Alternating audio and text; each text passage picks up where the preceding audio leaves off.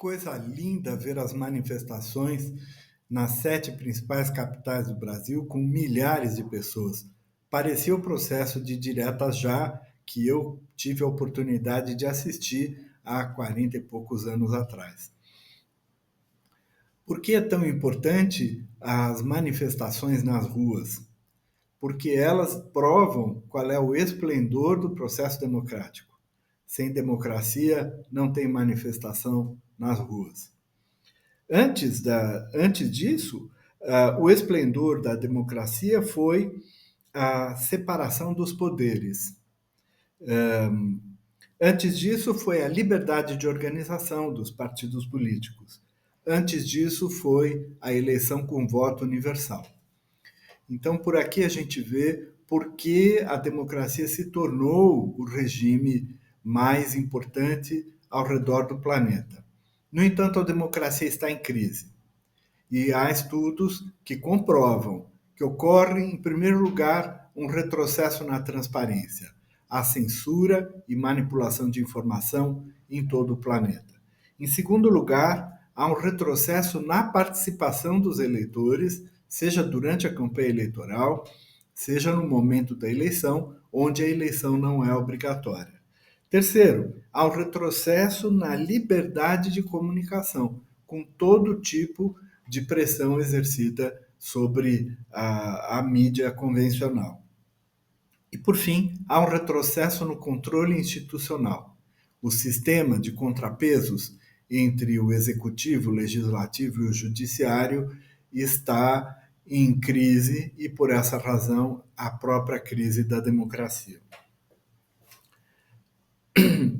No entanto, a democracia ela tinha toda a condição de ser o oposto. Ela é o melhor antídoto contra a polarização do discurso político.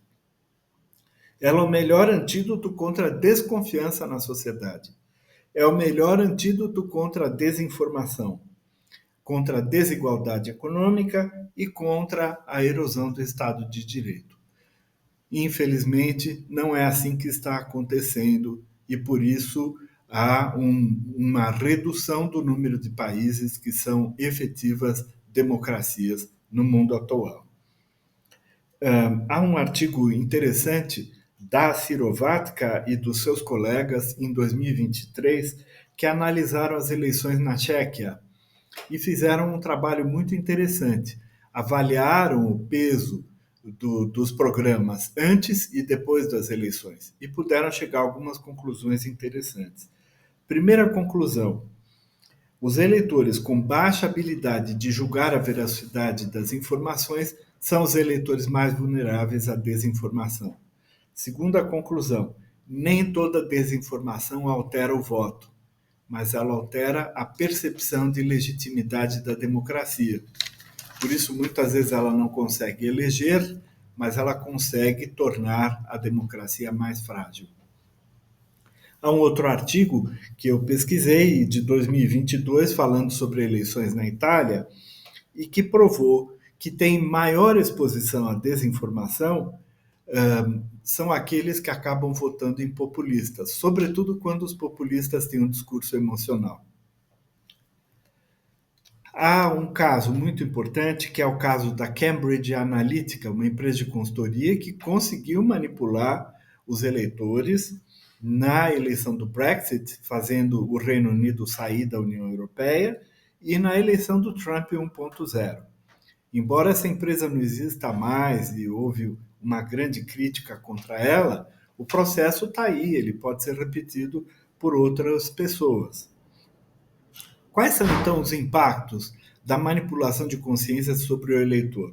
Primeiro impacto é que ele se torna vulnerável ao micro-targeting político, a esse trabalho da Cambridge Analytica, por exemplo.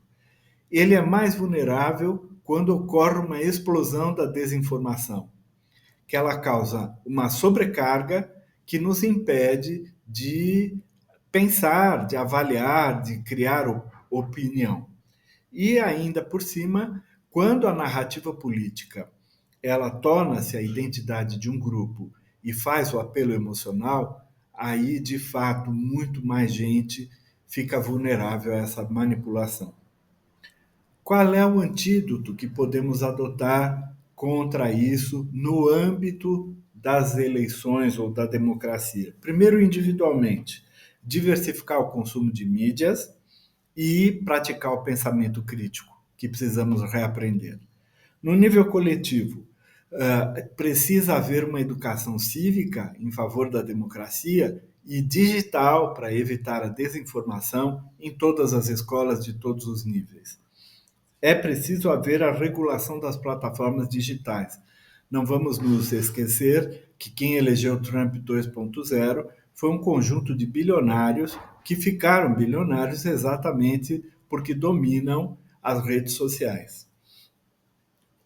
Em terceiro, é preciso usar melhor as organizações de verificação de fatos para que a gente possa, pelo menos, perceber as mentiras. Para completar, vou dizer uma frase: o voto consciente faz mais do que decidir quem vai ser eleito. Ele decide, na verdade, a forma de democracia que queremos.